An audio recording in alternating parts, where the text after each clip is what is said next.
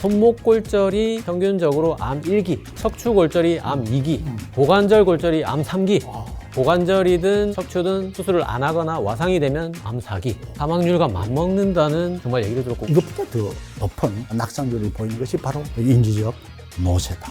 그렇다면 이 인지적 노쇠를 예방하고 개선하는 체제로 포함된 것이 들어보셨어요? 네, 안녕하세요. 운동원 내과의사 닥터입니다. 제가 실제로 지금 요양병원에 근무하고 있기 때문에 낙상이 진짜 얼마나 무서운지, 사망하고 직결된다, 암 사망률과 맞먹는다, 실제로 환자분들 보면서 실감하고 있는데, 오늘은 이 낙상이 왜 그렇게 무서운지, 그리고 좀 낙상 막을 수 있는 방법이 있는지 박사님 모시고 말씀 듣는 시간 갖도록 하겠습니다. 일본 도쿄도 건강장수의료센터에서 연구부장을 역임하시고 건강 분야 베스트셀러 넘어지지만 않아도 오래 살 수 있다의 저자이신 김헌경 박사님 소개하겠습니다. 네, 반갑습니다. 김헌경입니다. 오늘 이렇게 좋은 자리에 초청해 주셔서 대단히 감사를 드립니다. 도쿄도 네. 일본이잖아요. 일본 입장에서는 어쨌든 박사님이 외국인일 거고, 외국인으로서 그렇게 오래 역임하셨다는 게 꽤 이례적일 것 같은데, 거기서 좀 어떤 일 하셨는지, 그리고 그 기관은 좀 어떤 기관인지 궁금합니다. 동경도 건강장수의료센터는 일본이 초고령화 사회, 고령자 여러 가지 문제를 해결할 수 있는 최첨단적인 기관이라고 이렇게 보시면 됩니다. 크게 나누어가지고 노인 전문 병원하고 노화와 노인병 전문 연구기관, 이래 두 가지로 구성이 되어가지고 있습니다. 이 연구소는 1972년도에 설립이 되기 때문에 53년이 되었습니다. 그래서 이 연구소는 노화와 노인병 관련의 아이디어만 있으면 모든 연구를 할 수 있는 시설이 일본에서 최고로 잘 갖추어진 연구기관입니다. 거기에서 저는 정신건강팀, 그 다음에 근골격계팀, 그 다음에 구강기능하고 영양팀, 세 팀을 총괄하는 연구부장으로서 일을 주로 해왔습니다. 주로 저는 병원하고 공동연구라든지 지역사회에서 한 코호트를 짧게는 6년, 좀 더 길면 한 20년 정도 계속 해왔던 코호트 추정 연구를 주로 해왔으며, 그 다음에 인터벤션, 중재 연구를 주로 많이 했습니다. 그래서 중재 연구는 아마 일본에서 저만큼 한 사람은 거의 없을 겁니다. 그래서 저는 미스터 RCT라는 별명도 가지고 있을 정도로 했습니다. 그래서 거기에서 여러 가지 후생성 프로젝트, 낙상 예방 프로젝트, 노쇠 예방, 근감소증, 인지기능 저하, 이와 같은 프로젝트를 많이 해왔습니다. 2022년도에 정년퇴임을 하고 한국으로 돌아왔습니다. 그래서 오늘 이 자리에 이렇게 앉아 있습니다. 이야. 제가 많은 박사님들 뵀지만 오늘만큼 진짜 잘 들어야겠다 싶은 날이 없었던 게, 제가 잠깐 시청자 여러분들 위해서 설명을 좀 드리면, 일본이 초고령 사회 최선진국 아니겠습니까? 거기서 코호트 연구, RCT 연구 나누면 관찰 연구도 물론 의미가 있지만, 그것도 훌륭한 연구지만, 개인 연구, 운동 안 하고 있는 분들을 운동시켜 봤을 때 낙상이 줄어드는가를 하는 RCT를 주로 하셨다는 말씀이니까, 정말 그야말로 오늘 이 시간에 이 낙상을 줄이는 연구를 최선진국에서 최고로 많이 하신 분을 모셔서 너무 기대되고 빨리 배워봐야겠다는 생각이 듭니다.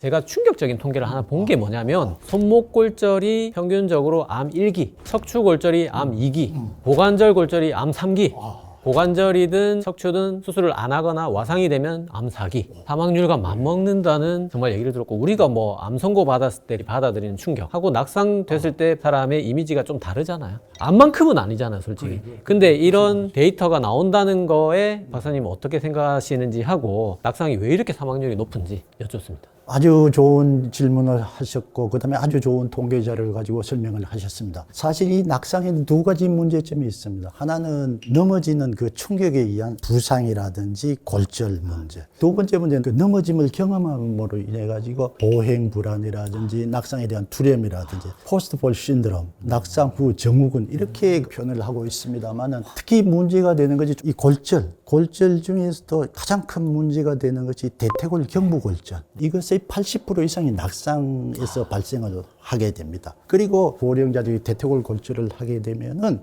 여명이 단축이 됩니다. 크게 단축이 됩니다. 한 조사 보고에 따르면은 골절 후에 30일 이내에 사망률이 3%에서 11% 정도. 한 달에.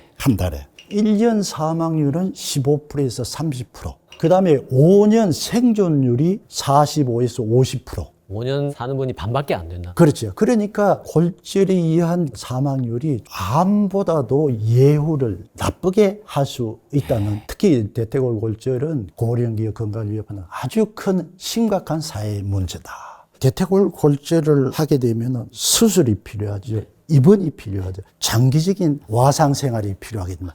그럼으로써 신체 기능이 급격하게 저하되고, 그리고 또 하나는 연화 장애로 인해 폐렴을 발생한다든지 등의 어떤 여러 가지 후유증으로 의한 사망률 또한 높다는 것이 지적이 되고 있습니다.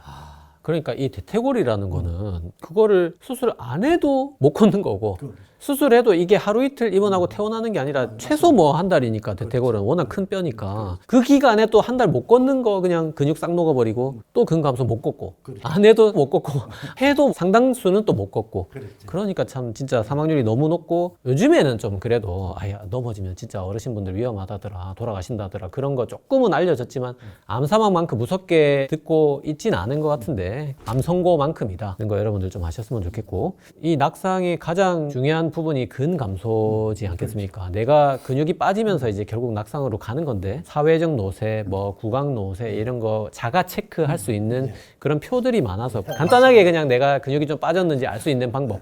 이 사실 살아있는 사람의 근육량을 정확하게 측정하는 게 거의 불가능합니다. CT라든지 MRI라든지 덱사, 이건 뭐 병원이라든지 특정 의료시설에 안 가면은 측정을 할 수 없는 것 아닙니까? 그래서 자기 자신이 정확도는 좀 떨어지지만 어느 정도 조금 예상할 수 있는 방법이 핑거링 테스트입니다. 엄지손가락하고 검지손가락으로 이렇게 원을 만들어서 가지고 왼쪽 발 종아리의 가장 굵은 부위에 이렇게 둘러봅니다.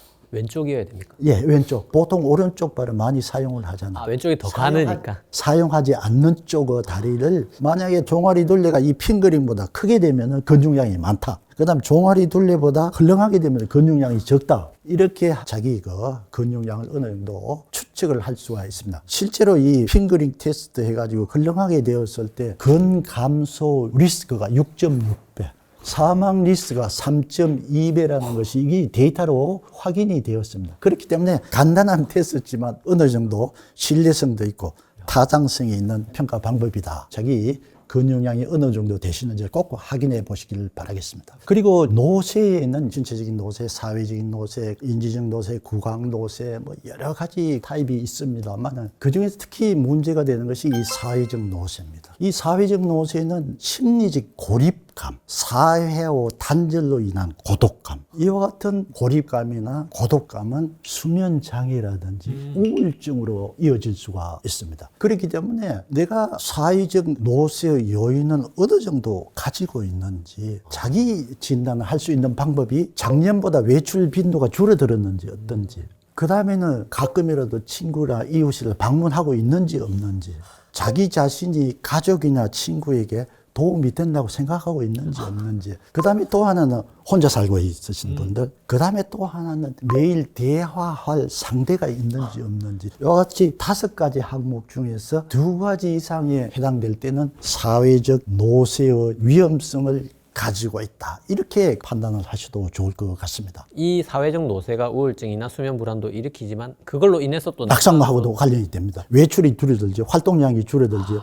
그렇게 되면 전신적인 신체, 즉 기능이 떨어지고, 그 다음에 활동폭이 떨어지고, 활동량이 떨어지게 되면은 환경 적응이 떨어지지 않습니까? 사회 환경 여러 가지 낙상과 연결되는 불안 요소가 굉장히 많이 있는데, 이 환경 적응 능력이 떨어지는 이와 같은 하나의 요인으로서 작용하는 것이 바로 사회 활동의 감소라고 이렇게 보셔도 좋을 것 같습니다. 제가 지금 말씀하신 거에 친구 집에 놀러 갔는데 이게 없어가지고 놀러 가야겠다는 생각이 드는데 걱정입니다. 되도록이면 밖으로 나가서 여러 사람 만나셔가지고 얘기 많이 하고 대화 많이 나누고 맛있는 거 많이 먹고 여러 가지 활동하는 것이 노년기의 건강을 유지하는 비결, 지름길이다. 그 다음에 또 하나는 구강 노쇠입니다. 저는 치과 의사는 아닙니다만은 구강 기능을 전문하는 이제 치과 의사들과 공동 연구를 아마 일본에서 제일 많이 했을 겁니다.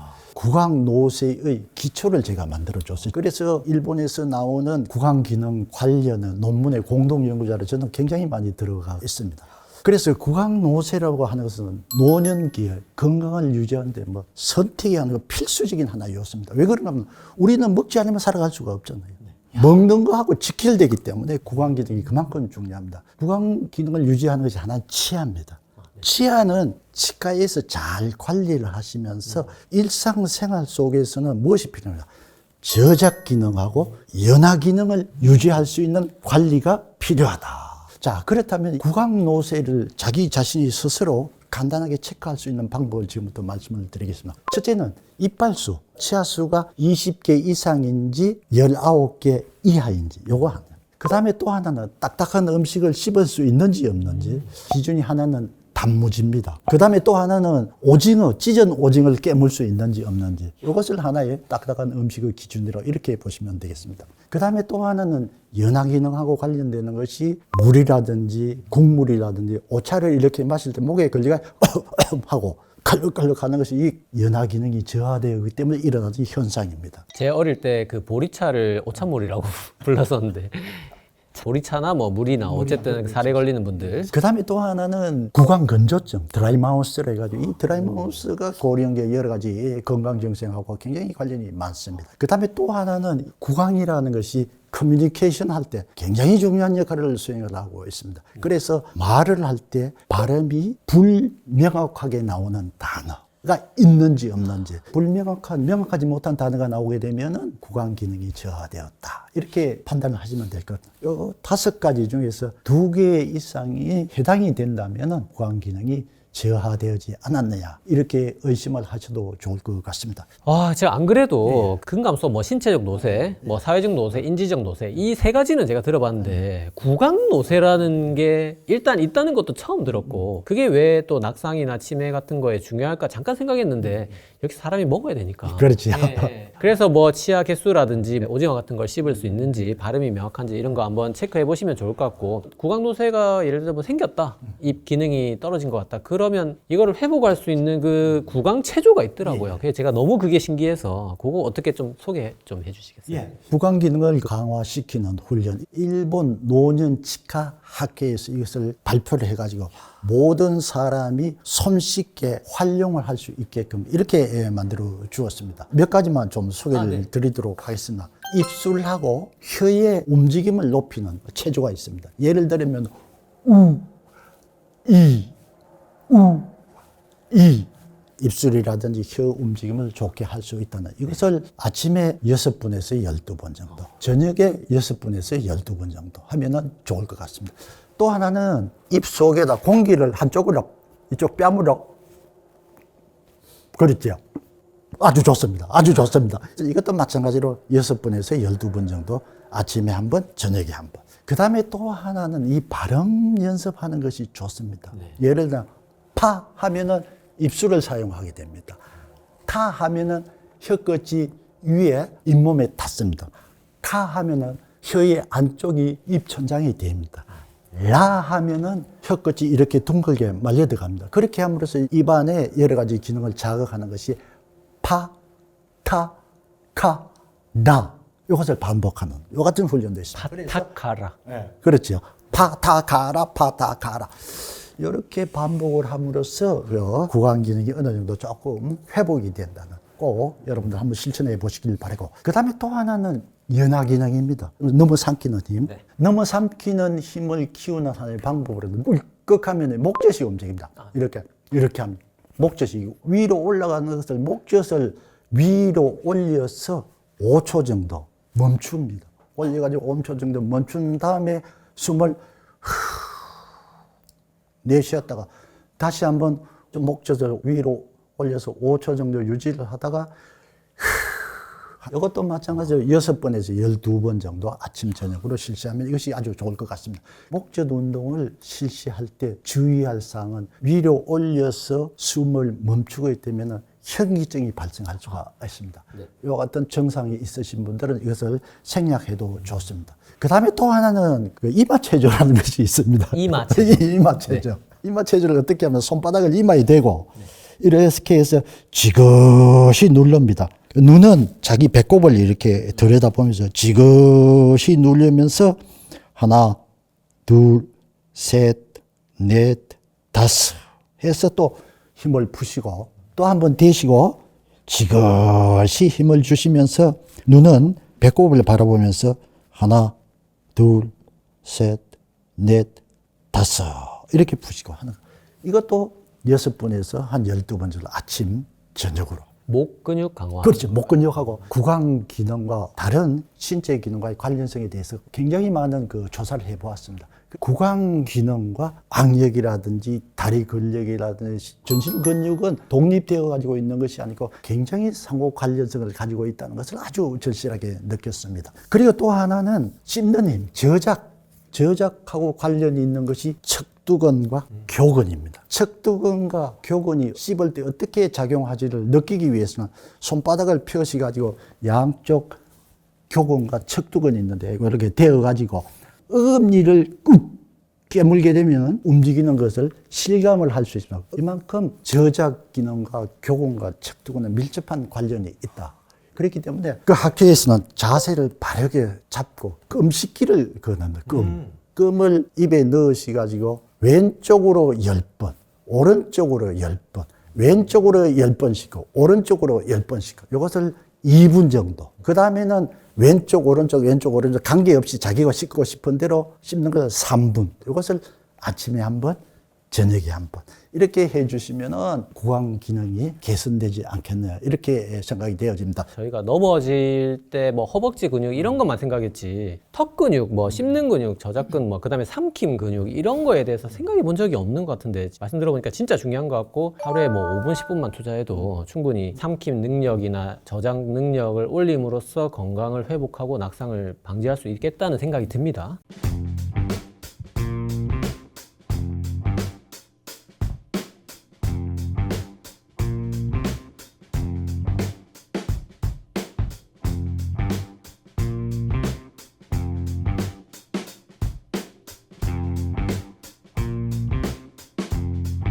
신체적 노쇠, 인지적 노쇠, 사회적 노쇠, 구강 노쇠 이렇게 뭐 여러 가지 또 있겠지만 인지적 노쇠, 치매가 또 우리 넘어지는데 굉장히 중요하지 않겠습니까?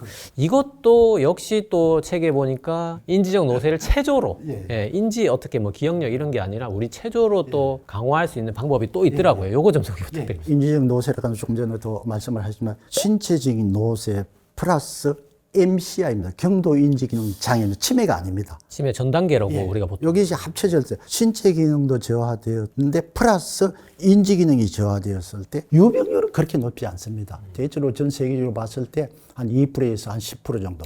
제가 실제로 조사를 해보니까 4%에서 5% 정도 나옵니다. 유병률은 낮지만 가장 큰 문제가 낙상률이 48%로 아주 높습니다. 반이 넘어지는 거예요. 그렇죠. 와. 파킨슨 병이 낙상률이 38%에서 68% 정도 됩니다. 그 다음에는 알츠하이머 치매가 30%에서 40% 정도 낙상률이 있습니다. 이것보다 더 높은 낙상률을 보이는 것이 바로 인지적 노쇠다. 그렇다면 이 인지적 노쇠를 예방하고 개선하는 체제로 호환된 것이 코그니사이즈 들어보셨어요? 책에서 저 들어보기도 했고, 네. 코그니션 플러스 엑서사이즈 이걸 합쳐 놓은 것입니다. 그래서 코그니사이즈. 신체 기능을 향상하는 운동과 인지 기능을 향상시키는 운동이 합쳐져 가지고 두 가지 목적을 달성할 수 있는 복합 운동이다. 진짜 배워보고 싶습니다. 아주 간단합니다. 제자리 걸음하면서 하나, 둘, 셋, 넷, 다섯, 여섯, 일곱, 여덟, 아홉. 이와 같이 제자리 걸음을 하면서 3의 배수. 하나, 둘 하는 대신에 3의 배수는 박수를 칩니다. 369 같은 그렇죠. 게임 같은 느낌. 하나, 둘, 셋, 넷, 다섯, 여섯, 일곱, 여덟, 아홉, 열, 열하나. 목소리 내는 대신에 그 다음에 조금 더 이것을 응용하게 됩니다. 5배수. 마찬가지로 목소리를 내는 대신에 박수를 칩니다. 하나, 둘, 셋, 넷, 다섯, 여섯, 일곱, 여덟, 아홉, 열하나, 열둘, 열세, 열네, 열다섯. 이와 같은 식으로. 이것을 조금 더 응용하게 되면은 다섯 하면 두 글자잖아요. 다섯 대신에 과일 이름을 두 자로 된 과일 이름. 어렵다. 네. 그 다음에 열 하면은 한자잖아요. 네. 한자로 된 자연현상이나 산이라든지 강이라든지 물이라든지 그 다음에는 15 하면 세 글자잖아요. 15대는 동물 대신 송아지, 망아지, 코끼리 뭐. 그 다음에 스물 하면 두 자잖아요. 이 대신 꽃 이름을 대는 장미, 매화 뭐 이런 식으로. 하나, 둘, 셋, 넷, 사과. 여섯, 일곱, 여덟, 아홉, 봄. 열하나, 열둘, 열세, 열네, 열다섯에 코끼리. 하나, 둘, 셋, 넷, 사과, 여섯, 일곱, 여덟, 아홉, 봄, 18, 19, 장미. 진짜 어렵네, 이거. 이런 식으로 하면 혼동이 오게 됩니다. 이 혼동이 올 때 인지 기능이 자극이 되고, 그 다음에 여럿이 모여가지고 할 때 실수를 한다든지 하면 너 실수했어. 웃게 됩니다. 웃어.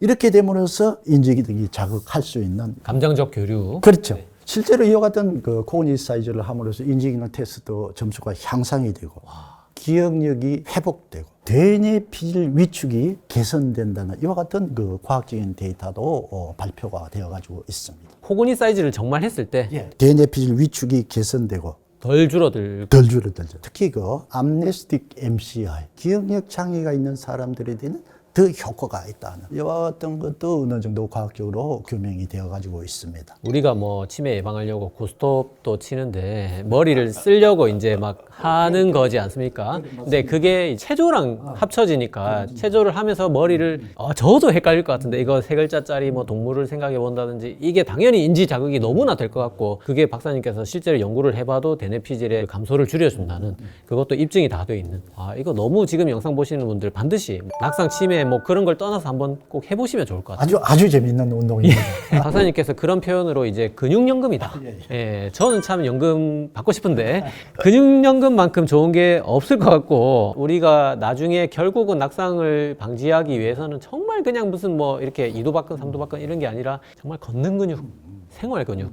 앉고 서고 걷는 생활 근육을 높일 수 있는 체조 최대한 좀 알려주실 수 있는 거 책 내용 바탕으로 좀 소개 부탁드립니다. 여러분들 노후 안심 생활을 위해서 젊을 때부터 연금 들고 적금을 듭니다. 이와 마찬가지로 노후 건강 생활을 위해서 근육 통장에다가 젊을 때부터 근육을 차곡차곡 쌓아 두시면 기능적 예비력이 향상됩니다. 노후에 이 기능 저하를 최대한 지연시킬 수가 있습니다. 노후 활동하고 행동하는 것을 지원해주는 저는 자금이다, 자원이다 이렇게 표현을 하고 있습니다. 정말로 노후의 생활을 하기 위해서 그렇죠. 자원이 풍부하게 되면 건강한 노후가 보장이 된다. 건축연금 중에서도 특히 앉고 서고 걷고 자세를 유지하는 것. 이와 같은 기본적인 신체 기능을 발휘를 하기 위해서는 대퇴사두근, 하퇴삼두근, 장요근, 척추기립근 이와 같이 핵심제 코어 근육을 강화해둘 필요가 있다. 그게 근육연금 붙는 거네요. 지금 시청자 여러분들 그 연금 4개는 빨리 드셔야 될 것 같습니다. 지금 여러분들이 일상생활 속에서 이 연금을 들 수 있는 간단한 방법을 지금부터 소개해드리도록 하겠습니다. 대퇴사두근을 강화하기 위한 여러 가지 운동이 많이 있습니다만 오늘은 이와 같은 공 아니면은 여러분들 댁에서는 목욕타올 둥글게 말아서 사용해도 좋습니다. 이와 같은 공을 발목 사이에 끼우고 이 발목을 조금 이렇게 들어 올립니다. 올려가지고는 무릎을 쭉 폈다가 다시 굽히고 숨을 내쉬면서 후 내쉬면서 이때 무릎을 확실하게 펴주는 것이 아주 포인트입니다. 그리고 시선은 자기 배꼽을 바라보면서 상체로 버티는 것이 아니고 다리 힘을 이용해서 펴주시면 좋을 것 같습니다. 어떻습니까? 이 대퇴사두근 힘이 실는 것을 느낄 수 있겠습니까? 제가 확실히 느껴집니다. 원래 그냥 의자에 앉아서 다리 무릎 펴기 운동도 제가 많이 해봤는데 그거보다 훨씬 힘듭니다. 대퇴사두근의 힘이 실린다는 것을 자각을 해가면서 운동을 실시하는 것이 아주 중요한 포인트입니다. 야, 좋습니다. 비복근 운동도 한번 배워볼까요? 비복근은 아주 우리가 보행 중에 보폭을 넓히는다든지 이와 같은 데 아주 중요한 역할을 하는 것이 바로 하퇴삼두근하고 비복근이 되겠습니다. 이렇게 의자에 손을 대도 좋고 의자가 없으시면 벽에 손을 잡고도 해도 좋습니다. 발 뒤꿈치를 들어 올립니다. 들어 올려서 좀 더 위로 들어 올립니다. 쭉 내립니다. 그 다음에 들어 올렸다가 위로 더 힘껏 위로 어떻습니까? 그 비복근의 하퇴삼두근에 걸리는 힘의 차이를 느끼실 수 있겠습니까? 저 지날 것 같은데요. 내리실 때도 쿵 내리는 것이 아니고 천천히 내리시다 하면은 이 움직임이 끝났지만은 근육에 걸렸던 자극은 남아가지고 있다. 잔존 자극. 요 체조를 하실 때 여러분 꼭 명심해야 하실 건 빠르게 이렇게 실시하시는 분이 있는데 이것은 커다란 효과를 기대할 수가 없습니다. 하는 것도 물론 중요하지만 정확한 포인트로 하셔야 될 것 같고, 3가지 포인트 정도 제가 정리를 좀 해보자면, 첫 번째는 뻗는 거를 조금 더 극한까지 뻗어준다. 두 번째는 최대 극한 포인트에서 2, 3초 정도 멈춰준다. 세 번째는 내릴 때도 천천히 내린다. 이런 걸 지켜주시면 자극이 아주 오래, 물론 이제 초반에 이렇게 너무 빡세게 하면 또 지나는 분도 계시겠지만, 꾸준하게 정확한 자세로 지켜서 하면 훨씬 더 낙상도 예방하고 장단지 근육 운동을 좀 더 효율적으로 확실하게 좀 할 수 있을 것 같습니다.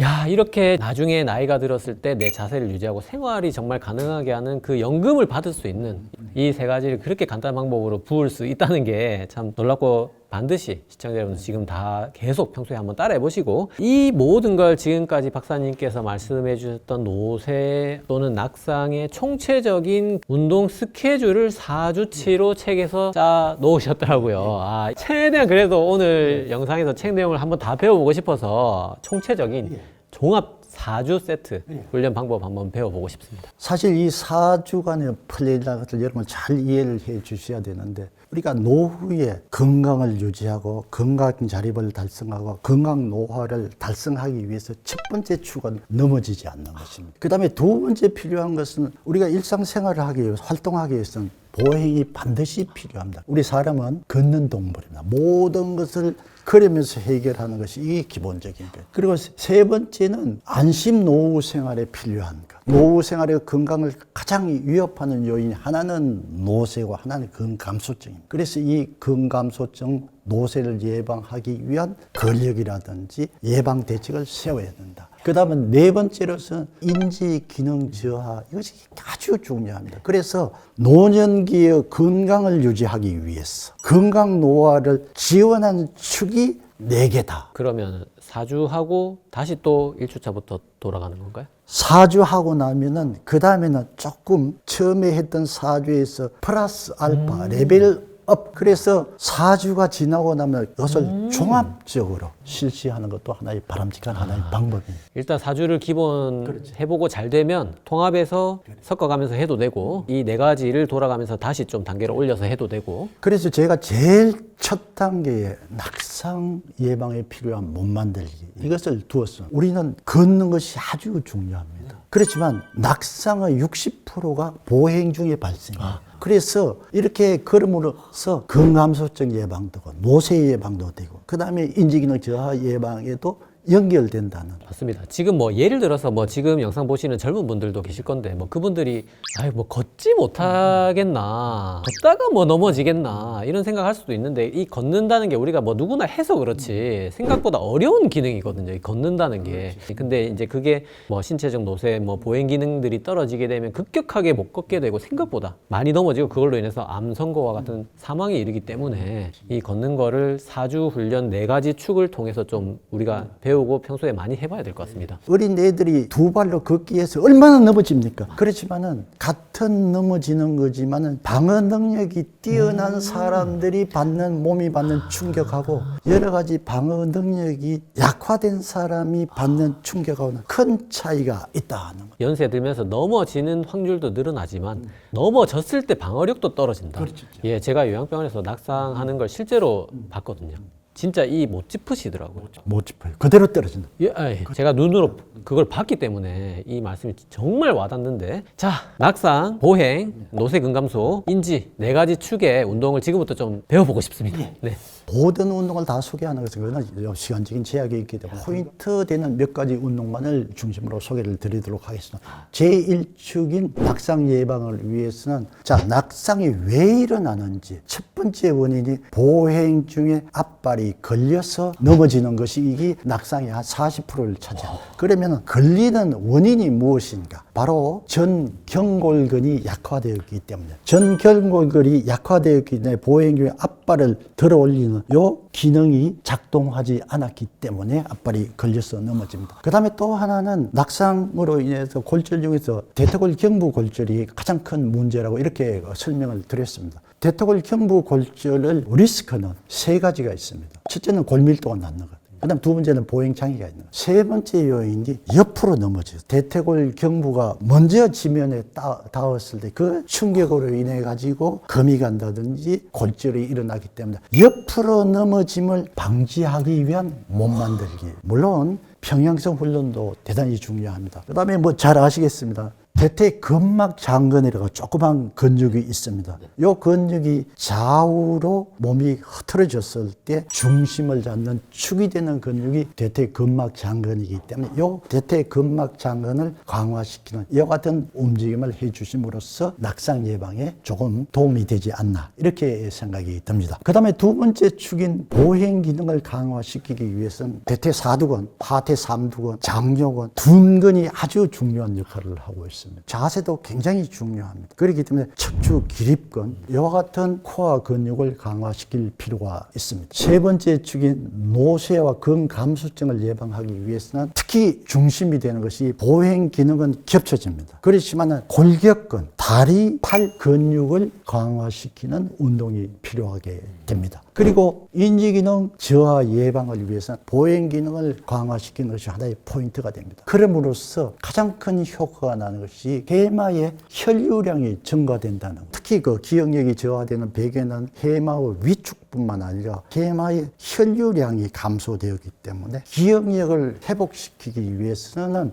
해마의 혈류량을 증가시키는 방법. 이것이 하나의 인지기능 저하 예방책이다. 자기 건강 상태가 좋고 체력이 있으신 분은 빨리 걷는 것이 좋습니다. 빨리 걸을수록 해마의 혈류량이 증가된다는 것이 어느 정도 과학적으로 입증이 되어 가지고 있습니다. 그렇지만은 자기 페이스로 천천히 걸어도 혈류량의 정도의 차이는 있지만은 혈류량이 증가가 된다는 것도 밝혀졌습니다. 그렇기 때문에 빨리 걷다가 넘어져서 대퇴골 경부골절을 당하게 되면 활동을 할 수 없게 됩니다. 그렇기 때문에 자기 페이스로 걷는 것도 대단히 중요하다. 야, 정말 일단 걸어야겠다는 생각이 들고 사주치 훈련을 열심히 좀 해봐야겠다는 생각이 듭니다.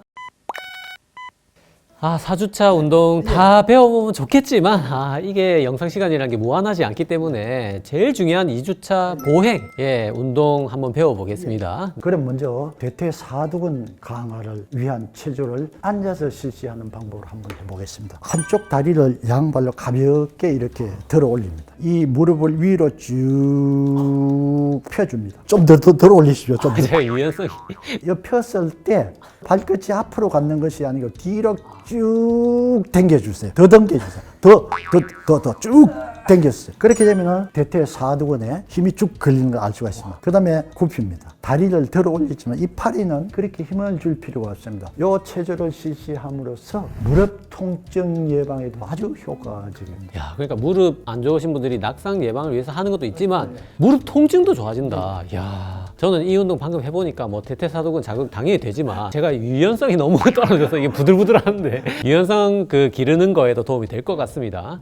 하퇴 삼두근을 강화시키는 운동은 조금 전에도 소개를 드렸습니다만은 약간 변형시킨 조금 전에 실시했는 것과 마찬가지로 의자 등받이에 손을 대거나 안 그러면 벽에다 손을 대도 좋습니다. 발 뒤꿈치 쭉 들어 올리고 이번에는 무릎을 굽히면서 의자에 앉는 것이 쭉 앉아봅니다. 무릎을 펴고 발 뒤꿈치를 내립니다. 무릎을 굽힐 때 급하게 굽히면 이거는 안 됩니다. 왜 그러냐면 무릎에 가속적인 체중의 힘이 걸리기 때문에 무릎에 굉장히 많은 부담을 줄 수가 있습니다. 저는 자극도 비복근 이거 하체 삼두근에 많이 가지만 대퇴 사두근도 막 부들부들 같이 동시에 운동이 되는 이것만 해도 넘어지는 걸 굉장히 예방할 수 있는 게 확실히 느껴집니다. 이미 균형 잡는 게 막 부들부들하고 하기 때문에. 자, 보행 기능 세 번째 장요근 운동 좀 설명해 주시겠어요? 예, 장요근은 사실 이게 아주 중요한 역할을 하고 있습니다. 이 장요근이 약화됨으로써 이와 같은 자세가 그 다음에 이와 같이 중심이 낮아짐으로써 걸을 때 발끝을 들어 올릴 수 있는 공간이 좁아지게 됩니다. 소위 말하는 요 동작이 없어지게 됩니다. 이렇게 하는 동작하고 이와 같은 동작은 아주 큰 차이가 납니다. 그래서 발이 걸려서 넘어질 수 있는 어르신들 자세가 이와 같은 자세가 되어갑니다. 엉덩이가 조금 앞으로 나가고 원인이 어디에 있는가? 이 장요근이 있습니다. 그래서 이 장요근을 강화시키면서 이렇게 하면 자세도 좋아지고 걸을 때 중심도 높아지게 됩니다. 장요근이라는 것이 이 허벅지부터 해서 사실 내장 쪽으로 들어가고 척추의 옆에 붙는 거기 때문에 사실 눈에 안 보여서 사람들이 좀 뭐랄까 못 챙기는 근육 중에 하나인데, 어르신분들이 자세가 무너지고 아장아장 걷게 되고 보폭이 짧아지고 발을 못 들게 되는 그거에 어떻게 보면 좀 핵심 근육이라고 할 수 있겠네요. 자, 그러면 이 다리를 양 다리를 가볍게 붙여도 좋습니다. 다리에 힘을 빼거나 가볍게 들어 올립니다. 무릎을 가슴 쪽으로 쭉 다리에 힘을 뺍니다. 그 다음에 조금씩 내립니다. 숨을 후 내쉬면서 들어 올립니다. 팔은 힘을 주고 버티는 것이 아니고 가볍게 가요. 시선은 자기 배꼽을 바라봅니다. 물론 복근도 있지만 장요근이 움직임을 알 수가 있습니다. 그리고 3번 들어 올릴 때가 내립니다. 저는 사실 매일 헬스장을 가는데, 운동하는 데가 있었는데 부들부들한데 박사님 너무 지금 꼿꼿하게 평온하게, 사실 헬스 보디빌딩이라는 게 눈에 보이는 근육, 이거를 좀 부풀리고 깎아내는 과정이라고 생각하는데, 장요근 지금까지 눈에 설명드리면 눈에 안 보이니까 조금 간과할 수가 있을 것 같은데, 이게 아까 말한 대로 연세 드시면 이제 고령자분들의 자세를 무너뜨리는 고행의 정말 필수적인 코어 근육이라고 할 수 있기 때문에 장요근 운동 꼭 진짜 저도 이제 매일 해야겠다는 생각이 들고, 한 가지 제가 조금 팁을 말씀드리자면 이걸 좀 많이 빼야 되네요. 이게 너무 이렇게 하니까 이게 안 들어지고 조금 빼서 이렇게 유지하시면 조금 더 원활하게 할 수 있을 것 같습니다. 예, 보행하는데 아주 자세를 바르게 유지하기 위해서는 척추 기립근을 강화시키는 것이 아주 중요합니다. 그래서 척추 기립근을 강화시키는 방법은 여러 가지 있습니다만, 오늘은 이와 같이 고무추브를 사용해서 간단한 체조를 소개를 드리겠습니다. 고무추브 넓이를 어깨 넓이보다 조금 더 넓게 잡으시고, 그리고 한쪽 팔을 의자에 고정을 시킵니다. 그 다음에 등 뒤로 이렇게, 그래서 이 상태를 만들어서 위로 이렇게 펴줍니다. 이렇게 펴게 되면은 상완근, 전완근이 강화되는 것 같지만 사실 척추 기립근도 굉장히 강화가 됩니다. 이때 포인트는 사회자님처럼 손목을 이렇게 굽히는 것이 아니라 이거 손목을 똑바로 이렇게 펴주세요. 그래서 천천히 뒤로 다시 한번 숨을 후 내쉬면서 쭉 당겨주세요. 그 다음에 팔을 바꾸어서 다시 한번 쭉 펴줍니다. 이 체조를 실시할 때 반동을 사용하면 절대 안 돼요. 저도 지금 말씀하신 대로 해보니까 딱 팔에 자극이 오고, 생각보다 진짜 등하고 허리에 등이 아주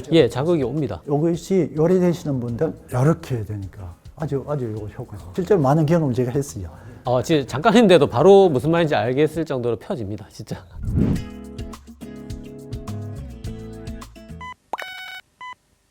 자, 그래서 이렇게 운동 4주차 중에서 포인트가 될 만한 것들 위주로 좀 배워봤고, 마지막으로 우리 닥터인요 구독자 여러분들 위해서 이번에 새로 출간하신 넘어지면 않아도 오래 살 수 있다의 저자로서 좀 이 책을 읽는 분들께 좀 해드리고 싶은 말씀, 또 어떤 분들이 읽으면 좋은지 부탁 좀 드립니다. 네. 저는 사실 일본에서 35년간 노화 연구를 하면서 가장 많은 연구를 한 것이 바로 낙상 골절 예방을 세우는 것이었습니다. 사실 1990년대 후반부터 2000년 초에 일본에서 낙상 골절이 큰 사회적인 문제가 되었지만 이것을 예방할 수 있는 프로그램이 없었어요. 그래서 제가 대학교에 근무하다가 연구소로 옮겨서 제일 처음에 실시한 것이 낙상 예방 프로그램 작성이었습니다. 그래서 저는 넘어지가지고 자기 건강 생활을 망친 사람 굉장히 많이 봤습니다. 아주 건강하게 활동하고 사회 활동도 하고 보란티어 활동도 하고 해외여행도 다니시고 하시는 분이 어느 날 아침에 넘어져가지고 대퇴골 경부골절을 당해가지고 세화적인 활동도 할 수 없게 되고 지팡이 짚고 그래 실버카를 끌고 발을 질질질질 끓이면서 걷는 이 모습을 봤을 때 낙상이 완전 건강생활을 바꾸어주는 하나의 이벤트다. 이렇게 생각을 많이 했습니다. 이 같은 프로그램을 적용함으로써 낙상이 나이와 그다음에 지금의 건강 상태에 관련 없이 충분히 예방도 가능하다는 것을 아주 절실하게 느꼈습니다. 그렇기 때문에 건강 자립, 건강 노화를 위해서는 먼저 해야 될 것이 넘어지지 않는 것이다. 꼭 구독자 여러분께서도 꼭 넘어지지 않고 건강하게 장수하시기를 기원드립니다. 야, 이 분야에 대해서 정말 최선진국에 가서 최첨단 연구소에서 일생을 정말 이 넘어지지 않는 거에 대해서만 연구하신 박사님이 알려주신 오늘 영상, 그 다음에 책, 이런 것들을 좀 읽으면서 여러분들도 좀 경각심도 가지고 내 건강한 노후를 대비하기 위해서 많이 이런 말씀드렸던 체조나 이런 것 따라해 보시면 좋을 것 같습니다. 자, 그래서 오늘 이 시간 이렇게 정말 존경할 만한 박사님 모시고 낙상 예방 방법에 대해서 체조까지 오늘 전부 다 들을 수 있었던 좋은 시간이었고, 다음에 또 기회가 되면 박사님 꼭 모시고 더 좋은 말씀 듣는 시간 갖도록 하겠습니다. 오늘 영상 모두 마치겠습니다. 감사합니다. 감사합니다.